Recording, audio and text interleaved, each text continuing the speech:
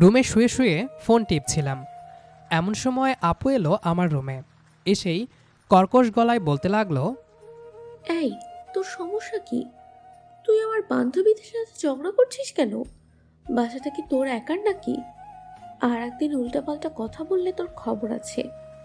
তোর বান্ধবীদের তোর রুমে থাকতে বলবি? আমার রুমের সামনে দিয়ে ঘুরপাক খাই কেন? আরেকদিন যদি তোর বান্ধবীরা আমার ফুলের গাছের ফুল ছিঁড়ে, তাহলে তোর বান্ধবীদের চুল ছিঁড়ব, না হয় তোর চুল ছিঁড়ব। কি? তোর এত বড় সাহস? তুই আমার চুল ছিঁড়বি? দাঁড়া, দেখাচ্ছি মজা। কোচো করবি আমার তুই। আপু নিজের হাতে নিজের চুলগুলো এলোমেলো করে চিৎকার করতে লাগলো। ওর চিৎকার শুনে পাশের রুম থেকে আম্মু এলো। কি হয়েছে দানিশা? এভাবে চিল্লাচ্ছিস কেন? দেখো না আম্মু, তোমার ছেলে আমাকে মেরে কি অবস্থা করেছে। মিথ্যা কথা আম্মু, আমি মারিনি। আপু নিজের হাতে চুল এলোমেলো করে আমার ওপর দোষ চাপানোর চেষ্টা করছে। ওই, তুই কোন দিন মানুষ হবি? তোর বড় বোনকে তুই মারিস? আজকে তোর খাবার বন্ধ। খাবো না, যাও। আমার কথা সত্য, অথচ আমার কথা বিশ্বাস করো না। তোর আজকে খাবার বন্ধ। আমার এখন কাজ আছে, আমি কিচেনে গেলাম।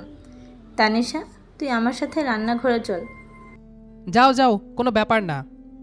আমি তানভীর, বাবা মায়ের আদরের সন্তান নাকি শাসনের সন্তান তাই বুঝি না। আমার বোনের নাম তানিশা, যে সব কিছু দখল করে আছে। বাবা একজন ব্যবসায়ী। বাসা থেকে বের হয়ে বন্ধুদের নিয়ে আড্ডা দিচ্ছি বাসা থেকে বের হয়ে বন্ধুদের নিয়ে আড্ডা দিচ্ছি। আমার কয়েকটা বন্ধু আছে, বন্ধু বললে ভুল হবে, ওরা সবগুলো এক একটা কলিজার টুকরা। আমাকে দেখে মিজান বলল, কি রে মামা, কি হয়েছে? মন খারাপ নাকি? ধুর, এইটা কোনো জীবন হলো নাকি? কলেজে শাসন, বাসায় শাসন, সব জায়গায় শুধু মহিলাদের রাজত্ব। এই জীবন আর রেখে লাভ কি? হ্যাঁ রে, আর বাঁচতে চাই না। গার্লফ্রেন্ডের প্যারা খেতে খেতে জীবন অতিষ্ঠ হয়ে গেছে। বালের কথা বাদ দে। ওকে, বাদ দিলাম। এখন বল, মহিলারা তোকে কি করেছে যে তাদের দোষারোপ করছিস? আমি সবটা খুলে বললাম। আরে মামা, আমি আজকে কোনোভাবেই সহ্য করতে পারবো না। কারণ আজকে আমার অবস্থাও একই রকম। বাসায় কে যেন বলে দিছে আমি মামার মেয়ের সাথে প্রেম করি। মা অনেক ক্ষেপে আছে। বালে জীবন আর ভালো লাগে না। পেটে টান পড়েছে, কিছু খেতে হবে। তার মাঝে আজকে বাসায় খাবার বন্ধ। তখন হাসান উঠে বলল, আরে মামা, তুই তো আমার কলিজা। আমি বেঁচে থাকতে তুই না খেয়ে থাকবি, এটা তো হতে পারে না। দাদা, আমি তোর জন্য খাবার নিয়ে আসতেছি। 5 মিনিট পর এক গ্লাস পানি এনে বলে, এইটা খা, গলাটা ভিজিয়ে নে। আমি বললাম, এইটা কি? এইটা বিশুদ্ধ পানি, খাইলে শরীরে একটু জোর পাবি। হাসাইন না, এমনি মাথা গরম আছে, তুই আর গরম করিস না। তখন মিজান হেসে বলে উঠল, আমি জানতাম এমন কিছুই হবে। হাসান খাওয়াবে, এইটা কখনোই হতে পারে না। এই শালা তো 1 নম্বরে কিপটুস, সাথে ওর 14 গোষ্ঠীও। তোরা থাক, আমি গেলাম। চল দোকানে গিয়ে খেয়ে আসি। ওকে চল। তারপর তিনজন মিলে খাওয়া দাওয়া করলাম। চা, রুটি, কলা, কেক। আমার ফোনে টাকা নাই। হাসান, তোর ফোনটা একটু দে। কিন্তু কি করবি? বেশি টাকা নাই, 1 মিনিটের মধ্যেই শেষ করবি। আরে বেটা দে। তারপর মোবাইলটা দোকানদারকে দিয়ে বললাম, এই নেন মোবাইল। যখন এই খাবারের বিল ও দিতে পারবে, তখন ওকে মোবাইল দিয়ে দিবেন। তানভীর, এটা কিন্তু ঠিক না। আরে শালা, ক্ষুধা লাগছে, খাইছি। এখন আমাদের দুজনের জন্য নিজের এই সামান্য মোবাইলটা বন্ধক দিতে পারবি না? হাসান, আজ থেকে তুই বন্ধুদের জন্য উদাহরণ হয়ে থাকলি রে। আমরা জানি তুই তোর বন্ধুদের জন্য নিজের কিডনি পর্যন্ত বিক্রি করতে পারবি। বালের কথা পরে বলিস, এখন আমার মোবাইল দে।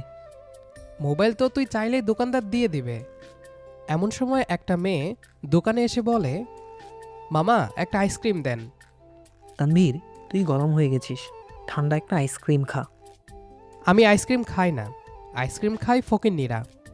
তখনই ওই মেয়েটা বলে উঠল, এই, তোদের সমস্যা কি? আমাদের আবার কি সমস্যা হবে? তোরা ফকিন্নি বলিস কাকে? কেন, তোমার গায়ে লাগছে নাকি? তুমি কি ফকিন্নি? কানের নিচে একটা দিব, 2 ঘন্টা হা করে দাঁড়িয়ে থাকবি। তোমার এত বড় সাহস আমাকে থাপ্পড় দেবে? তার আগেই লাথি মেরে উড়িয়ে দেব। এই অসভ্য ছেলে, তোর সমস্যা কি রে? আর একবার উল্টোপাল্টা কিছু বললে থাপড়ে কান লাল করে দিব বলে দিলাম। তারপর মেয়েটা চলে গেল। এভাবে ঘোরাফেরা করে রাতে বাসায় গেলাম। বাসায় যেতে আম্মু বলল, সারাদিন কই ছিলি? জাহান্নামে। জাহান্নামেই তো থাকবি। নামাজ কালাম কিছু পড়িস? জাহান্নামে যাবি না তো কি জান্নাতে যাবি? আমি আর কিছু না বলে রুমে গিয়ে দরজা বন্ধ করে লাইট অফ করে ঘুমিয়ে পড়লাম। 10টার দিকে আম্মু ডাকলো খাবার জন্য। আমি খাবো না, তুমি খাও আর তোমার মেয়েকে খাওয়াও। এখন খেলে খা, না খেলে সারা রাত না খেয়ে থাকতে হবে। আসতেছি। তারপর খাওয়া দাওয়া শেষ করে ছাদে গেলাম। ছাদে গিয়ে দেখি আপু দাঁড়িয়ে আছে। ইচ্ছে করছে কয়েকটা দেই, তাই গিয়ে পেছন থেকে একটা থাপড় দিয়ে বললাম, কিরে ছাদে কি করিস? আমার দিকে ঘুরে তাকাতেই আমি একটা চিৎকার দিলাম। মেয়েটাও একটা চিৎকার দিল, কারণ এইটা ওই মেয়ে যার সাথে আজকে ঝামেলা হয়েছিল। এই বাদর ছেলে, তুই আমাকে ফলো করতে করতে আমার বাসায় চলে আসছিস? আমি তোমার বাসায় আসছি নাকি তুমি আমার পেছনে পেছনে ফলো করে আমার বাসায় চলে আসছো? আমি তোমার মতো সেরিকে ফলো করি না। এমন সময় আপু ছাদে আসলো। কি রে, কি হয়েছে? দেখ তো, সে কখন থেকে এই অসভ্য ছেলেটা আমাকে ফলো করছে। ওই শাকচুন্নি, নিজের মুখে লাগাম দাও। আমি তোমাকে ফলো করব কেন? উল্টো তুমি আমাকে ফলো করছো।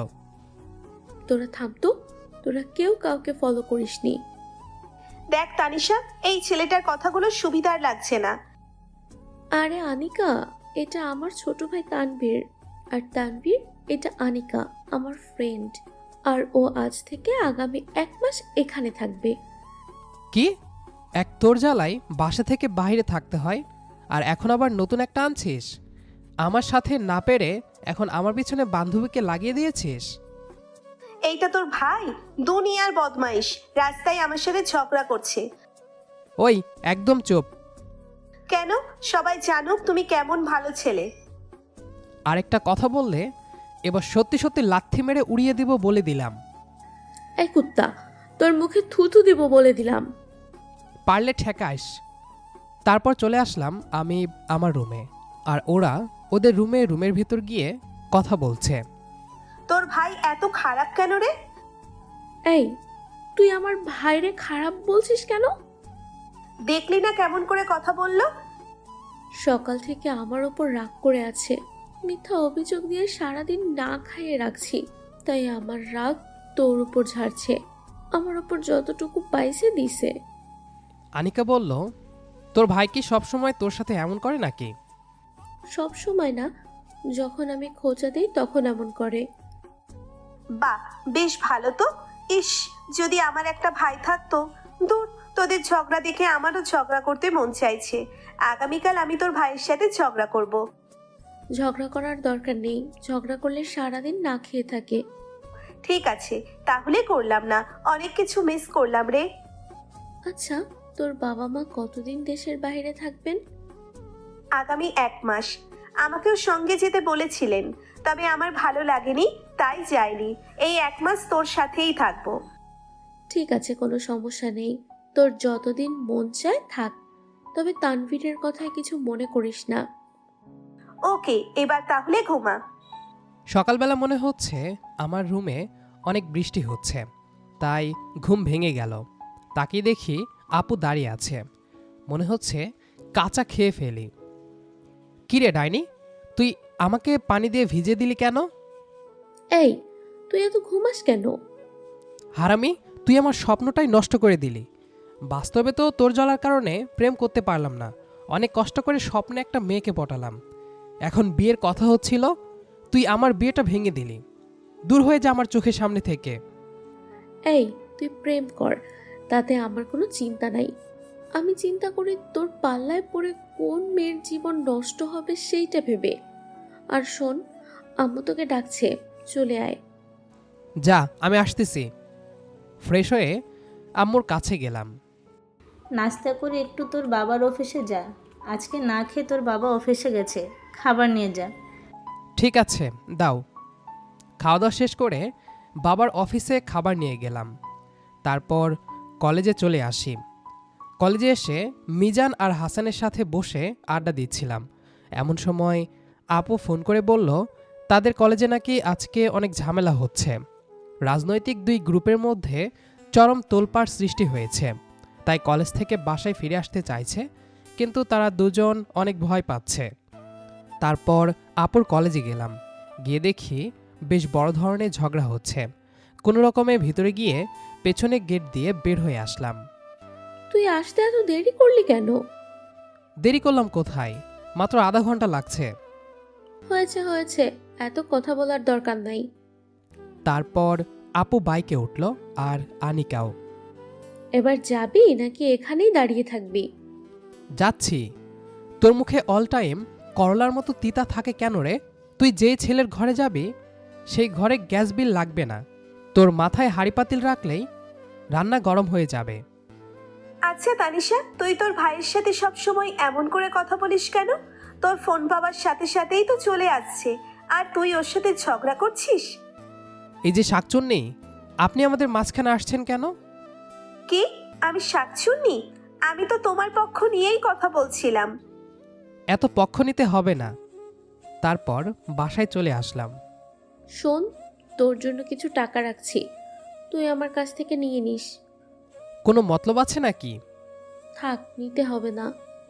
তুই ভিতরে যা, আমি আসছি। তারপর আমি আমার রুমে না গিয়ে সোজা আপুর রুমে গেলাম। আমি ভিতরে গিয়ে বসতেই এমন সময় আনিকা বাথরুম থেকে বের হয়ে আসে। আমাকে দেখে একটা চিৎকার দিল, আমিও চিৎকার দিলাম। আপু দৌড়ে রুমে এলো। কি রে, কি হয়েছে? তোর বান্ধবী বাথরুমে। এতটুকু বলতেই আনিকা আমার মুখ চেপে ধরল। আসলে হঠাৎ করে রুমে চলে আসার কারণে আমি ভয় পেয়ে যাই, আর আমার চিৎকার শুনে তোর ভাইও চিৎকার দেয়। ও, এই কথা। আমি তো ভেবেছিলাম তানভীর তোকে ভয় দেখিয়েছে নাকি। আপু আমি যাই রে, পরে আসবো। ওকে, যা। আমি আমার রুমে এসে চিন্তা করছি, এটা কি হলো? আমার এখন লজ্জা লাগছে। আমি আর আনিকা আপুর সামনে যেতে পারবো না। একটু পর আমি বাথরুমে গিয়ে গোসল করে বের হলাম। এমন সময় আনিকা আপু আমার রুমে আসলো। কোনো মেয়ের রুমে যাবার আগে পারমিশন নেওয়া লাগে, সেইটা জানো না? জানি, তবে এইটা অন্য কোনো মেয়ের না, আমার আপুর রুম। কাঁথা কোথাকার। এটা বলে সে চলে গেল, আর আমিও খাবার খেয়ে বাহিরে চলে এলাম। মিজান আর হাসানের সাথে আড্ডা দিতে লাগলাম। দোস্ত, আমার গার্লফ্রেন্ড মানে মামাতো বোনের তো বিয়ে ঠিক করে ফেলেছে। আমি ওদের ছাড়া বাঁচতে পারবো না রে। তো মরে যা, মানা করেছে কে? তুই মরলে তোর চল্লিশা খেতে পারবো। তোরা কি আসলেই আমার বন্ধু? বিশ্বাস হচ্ছে না। আরও কিছুক্ষণ আড্ডা দিয়ে রাতে বাসায় চলে আসলাম। এতক্ষণ কোথায় ছিলি? এলাকায় ছিলাম। কোথাও আবার আগুন লাগাসনি তো? লাগালে নিজের ঘরেই সবার আগে লাগাবো। ঠিক আছে ঠিক আছে, শুধু বাবার মতো হোস না, তাহলে সারা জীবন ধরে শুধু অফিস আর বাসা, বাসা আর অফিস দুটো নিয়ে জীবন শেষ করে দিবি। এখানে আবার আমাকে টানাটানি করছো কেন? আম্মু, তোমাদের পার্সোনাল ঝগড়া তোমাদের রুমে গিয়ে করো। ওই, তুই বড়দের মাঝে কথা বলিস কেন? একদম বাবার মতো হয়েছিস। এইটা কিন্তু ঠিক না। বারে বারে আমাকে কেন টেনে আনছো? আর আমার ছেলে আমার মতোই হবে, তোমার কোনো সমস্যা আছে? আমার অনেক ক্ষুধা লাগছে, খাবার দিবা নাকি বলো? তোর বাবাকে বল খাবার রেডি করে দিতে। এই বলে আম্মু চলে গেল। আসলে এটা আমাদের পরিবারের ঝগড়া না, এটাই ভালোবাসা। এমন সময় আপু আর আনিকা এলো। আপু খাবার রেডি করছে, আর আনিকা আমাদের ঝগড়া দেখে হাসছে। খাওয়া দাওয়া শেষ করে রুমে গেলাম। এমন সময় আপু আমার রুমে আসলো। এই নে তোর টাকা, আর শোন, এগুলো আমার জমানো টাকা। এই টাকা দিয়ে ভালো দেখে একটা মোবাইল কিনবি। আমার মোবাইল তো ঠিক আছে, মোবাইল কিনে কি করব? আমার এক বান্ধবী একটা মোবাইল কিনছে, ওই মোবাইলটা আমার খুব পছন্দ হয়েছে। আমি চাই তুই ওইরকম একটা মোবাইল কেন। এইটা কোনো কথা হলো? এমন সময় আমার ফোনে কল আসলো। তাহলে তুই কথা বল, আমি আসি। আর শোন, আগামীকাল মোবাইল কিনবি। ঠিক আছে। তারপর ছাদে গিয়ে কথা বলছিলাম, এমন সময় আনিকা ছাদে আসলো। আমার কথা বলা দেখে আনিকা বলল, কার সাথে কথা বলো? গার্লফ্রেন্ডের সাথে। বাহ, ভালো তো। কিন্তু তানিশা তো বললো তোমার কোনো গার্লফ্রেন্ড নেই। ঠিকই বলেছে, আমি আমার বন্ধুর সাথে কথা বলছি। তারপর কথা বলা শেষ করে আনিকাকে বললাম, সরি সরি কেন? দুপুরের আচরণের জন্য। সমস্যা নেই, ইটস ওকে। তুমি এত রাতে ছাদে কেন আসছো? মা একটু পর কল দিবে, তাই ছাদে আসছি। ওহ আচ্ছা। তারপর আনিকা তার মায়ের সাথে কথা বলল, আর আমি দাঁড়িয়ে আছি। কথা শেষ করে আনিকা আমার দিকে তাকালো। একটা কথা বলবো? বলো। তুমি সব সময় তোমার পরিবারের সবার সাথে এভাবে কথা বলো কেন? আমাদের পরিবারে সবাই সবাইকে অনেক বোঝে, আর আমাদের ভালোবাসাটা এমনই। বাবা মা ভালোবেসে বিয়ে করেছেন, তাদের দুজনের মধ্যে অনেক মিষ্টি ঝগড়া লেগেই থাকে। আর আমার আর আপুর ঝগড়া তো অন্যরকম। আপুর কোনো সমস্যা হলে আমি বন্ধুর মতো পাশে থাকি। আমাদের মাঝে কোনো সরি বা থ্যাংক ইউ নেই। আমাদের পরিবারের সবাই অনেক ফ্রি। গতকাল সকালে আপুর সাথে ঝগড়া হয়েছে, আর আজকে নিজের জমানো টাকা দিয়ে দিছে মোবাইল কেনার জন্য। আমার মতে এটাই আসল ভালোবাসা। ঝগড়া লাগবে, কিন্তু রাগ করে কথা না বলার কিছু নেই। আচ্ছা, তোমার বাবা মায়ের সাথে ঝগড়া হয়? না, বাবা সব সময় ব্যবসা নিয়ে ব্যস্ত থাকেন, আমি মায়ের সাথে বেশি সময় কাটাই। তারাও যথেষ্ট পরিমাণে রোম্যান্টিক, এই বয়সেও ঘোরাঘুরি করতে পছন্দ করে, তাই মা বাবাকে একা যেতে দিয়েছি। আর কাবাবে হাড্ডি হতে চাইলাম না, কিন্তু আমি একা বাসায় থাকবো এই জন্য তারা অনেক চিন্তিত ছিলেন। তাই আমি তানিশার কথা বলে এইখানে আসছি, কারণ একা একা আমার ভালো লাগে না। আমি প্রথমে ভেবেছিলাম তুমি অনেক ঝগড়াটে, কিন্তু এখন বুঝলাম তোমরা সবাই আসলে ভালোবাসার ঝগড়া করো। ও আচ্ছা, এখন গিয়ে তাহলে ঘুমিয়ে পড়ো। ওকে। তারপর রুমে গিয়ে ঘুমিয়ে গেলাম। সকালবেলা ঘুম ভাঙল আপুর পানির কারণে। হেই ডাইনি, তুই আমার জীবনটা শেষ করে দিলি। তুই একটা দিনও সকালে ঘুম থেকে সময় মতো উঠতে পারিস না। তাই বলে তুই আমার গায়ে পানি ঢেলে দিবি? আমাকে একটা দিন আরামসে ঘুমাইতে দিবি না? ওই, এত বকবকানি শোনার মতন সময় আমার নাই। ফ্রেশ হয়ে খাওয়া দাওয়া শেষ কর, কলেজে নিয়ে যাবি। আমাকে তুই ড্রাইভার পেয়েছিস নাকি? আমি আজকে কলেজে যাব না। সেটা তোর ব্যাপার, কিন্তু আমি যাব, আর তুই দিয়ে আসবি। এই নিয়ে কোনো কথা হবে না। ঠিক আছে ঠিক আছে, যা তুই, আমি আসছি। ফ্রেশ হয়ে নাস্তা শেষ করে বাইক নিয়ে দাঁড়িয়ে আছি। এমন সময় আপু আর আনিকা আসলো। আনিকাকে আজকে অসম্ভব সুন্দর লাগছে, যা বলার বাহিরে। যেন ঝগড়াটে মেয়েটা কোথাও হারিয়ে গেছে। সাদা কুর্তির ওপর হালকা নীল ওড়না, চুলগুলো বাতাসে উড়ছে এলোমেলোভাবে। আমি হঠাৎ করে যেন কথা বলা ভুলে গেলাম। এই যে তাকিয়ে আছিস কেন, যাবি না? হ্যাঁ ওঠো। আনিকা পেছনে বসল। বাইক চালাতেই ওড়নাটা হালকা করে আমার কাঁধ ছুঁয়ে গেল। অদ্ভুত একটা অনুভূতি বুকের ভেতর কেমন করে উঠল। এই প্রথম ঝগড়া ছাড়া, রাগ ছাড়া, শুধু নীরবতায় ওকে এত কাছ থেকে অনুভব করলাম। আজকে চুপচাপ কেন? এমনি। তুমি তো সব সময় কথা বলো বেশি। সব কথা সবসময় বলতে নেই। ও আর কিছু বলল না, কিন্তু সেই নীরবতাটাও অস্বস্তিকর লাগলো না, বরং ভালোই লাগলো। এরপর দিনগুলো কেমন জানি বদলাতে লাগলো। আগে যেখানে কথায় কথায় ঝগড়া হতো, এখন সেখানে ছোট ছোট কথা, হালকা হাসি, আর অজান্তেই একে অপরের খেয়াল রাখা। আনিকা সকালে উঠে আর ঝগড়া করে না, বরং জিজ্ঞেস করে, আজকে কলেজে যাবা? আমি আগে যেমন খেপে যেতাম, এখন আর তেমন লাগে না। কখনো আমি ওকে চা এনে দিচ্ছি, কখনো ও আমার জন্য নাস্তা রেখে দিচ্ছে।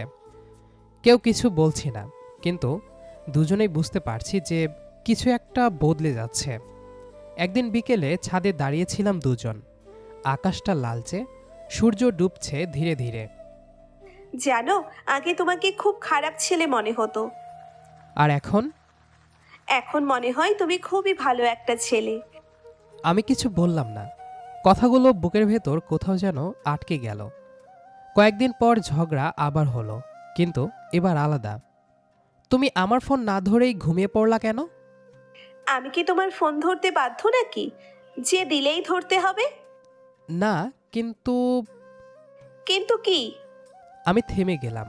এই প্রথম বুঝলাম এই কিন্তুটার ভেতরে রাগ নেই, বরং ভালোবাসা জমে গেছে। ও রেগে রুমে চলে গেল। আগে হলে আমিও পাত্তা দিতাম না, কিন্তু সেদিন মনটা কেমন ভার হয়ে রইল। রাতে সাহস করে ওর দরজায় টোকা দিলাম। আপু তখন আম্মুর রুমে। কে? আমি। কি হয়েছে? দরজাটা খুলো। আনিকা দরজা খুলল। রাগ করে আছো? আমার রাগ নিয়ে তোমার এত মাথা ব্যথা কেন? কারণ তুমি আমার কাছে আর সাধারণ কেউ না। মানে? মানেটা না হয় পরে বলবো, এখন বলো, কালকে বিকেলে একটু বের হবে আমার সাথে? কেন? এমনি। আনিকা কিছুক্ষণ ভেবে বলল, ওকে। পরদিন বিকেলে বাইক নিয়ে বের হলাম দুজন। কোনো কথা নেই, কোনো ঝগড়া নেই, শুধু রাস্তা আর বাতাস। বাসায় বলেছি যে আনিকা একটা দরকারে তার বাসায় যাবে, আবার চলে আসবে। একটা ফাঁকা জায়গায় এসে বাইক থামালাম। এখানে কেন? একটা কথা বলবো। বলো। হৃদস্পন্দনটা যেন হঠাৎ করে বেড়ে গেল। আমি একটা দীর্ঘ শ্বাস নিলাম, তারপর বললাম, আমি জানি আমি ঝগড়াটে, রাগী, অনেক সময় অসভ্য, কিন্তু আমি তোমাকে ছাড়া দিনগুলো কল্পনা করতে পারছি না। ও আমার দিকে তাকিয়ে রইল। আমি জানি না কবে থেকে কিভাবে, কিন্তু সত্যি কথা বলতে আমি তোমাকে ভালোবাসি। কিছুক্ষণ নীরবতা চলল, তারপর হালকা হেসে বলল, তুমি জানো আমি প্রথম দিন থেকেই তোমার সাথে ঝগড়া করতাম, কারণ তুমি আমাকে আলাদা করে ভাবতে বাধ্য করেছিলে। মানে? মানে আমিও তোমাকে ভালোবাসি তানভীর। মনের ভেতর যেন হালকা বৃষ্টি নামল। সব ঝগড়া, সব রাগ, সব অভিমান ধুয়ে গেল। সত্যি নাকি মজা করছো? উহুম, সত্যি বলছি। তাহলে এখন থেকে আর ঝগড়া না? অবশ্যই ঝগড়া হবে, কি? কিন্তু ভালোবাসার ঝগড়া। আনিকার কথায় আমি হেসে ফেললাম। আবারও বাইক স্টার্ট দিলাম। পেছনে আনিকা বসে আছে চুপচাপ। হাওয়া এসে ওর চুল উড়িয়ে দিচ্ছে, আর সেই চুলের ছোঁয়ায় আমার সমস্ত রাগ, অহংকার এক এক করে খুলে পড়ছে। সেই দিন থেকে আমাদের গল্পটা বদলে গেল। ভালোবাসা সবসময় মিষ্টি কথা, কেয়ার আর রোমান্টিক মুহূর্তের মধ্যেই সীমাবদ্ধ না। অনেক সময় ভালোবাসা লুকিয়ে থাকে ঝগড়ার মধ্যে, অভিমানের মধ্যে, এমনকি ছোট ছোট রাগের মাঝেও। তানভীর আর আনিকার গল্পটা তারই একটা সুন্দর উদাহরণ। শুরুটা হয়েছিল ভুল বোঝাবুঝি আর ঝগড়া দিয়ে। কেউ কাউকে সহ্য করতে পারত না, কথা বললেই তর্ক, দেখা হলেই ঝামেলা। কিন্তু সময়ের সাথে সাথেই সেই ঝগড়াগুলোই ধীরে ধীরে বদলে গেল খেয়াল রাখা, অনুভব করা আর না বলা ভালোবাসায়। তানভীর, যে কিনা সবসময় রাগী আর ঝগড়াটে ছিল, সেই ছেলেটাই একসময় আনিকার হাসিতে নিজের শান্তি খুঁজে পেল। আর আনিকা, যে প্রথমে তাকে একদমই পছন্দ করত না, সেই পরে বুঝতে পারল এই ছেলেটার ভেতরেই লুকিয়ে আছে এক অন্যরকম ভালোবাসা, যত্ন আর আন্তরিকতা। তাদের সম্পর্কের সবচেয়ে সুন্দর দিকটা ছিল তারা কখনো নিজেরা বদলে যাওয়ার চেষ্টা করেনি জোর করে, বরং একে অপরকে বুঝতে বুঝতেই নিজেদের বদলে ফেলেছে। আগে যেখানে তুই তোকারে ছিল রাগের, পরে সেটাই হয়ে গেল ভালোবাসার ভাষা। আগে যেখানে ছিল দূরত্ব, সেখানে ধীরে ধীরে তৈরি হলো এক অদ্ভুত টান। তাদের ভালোবাসার নিখুঁত ছিল না, কিন্তু বাস্তব ছিল। যেখানে ঝগড়া ছিল, অভিমান ছিল, কিন্তু ছিল না একে অপরকে হারানোর ভয়, বরং ছিল সব কিছুর পরেও পাশে থাকার প্রতিশ্রুতি। শেষ পর্যন্ত তারা বুঝতে পারল ভালোবাসা মানে শুধু আই লাভ ইউ বলা না। ভালোবাসা মানে হলো রাগ করেও পাশে থাকা, ঝগড়া করেও খোঁজ নেওয়া, আর হাজারটা ভুল বোঝাবুঝি পরেও একে অপরকে না ছাড়ার সিদ্ধান্ত। এই গল্পটা আমাদের শেখায়, যার সাথে ঝগড়া করতে ভালো লাগে, হয়তো সেই মানুষটাই একদিন হয়ে ওঠে সবচেয়ে আপন। যদি এই গল্পটা আপনার ভালো লেগে থাকে তাহলে অবশ্যই লাইক দিন, কমেন্ট করে আপনার মতামত জানান আর সাবস্ক্রাইব করে পাশে থাকুন নতুন নতুন ভালোবাসার গল্প পাওয়ার জন্য। আপনাদের এক একটা সাপোর্টই আমাদের নতুন গল্প লেখার শক্তি দেয়।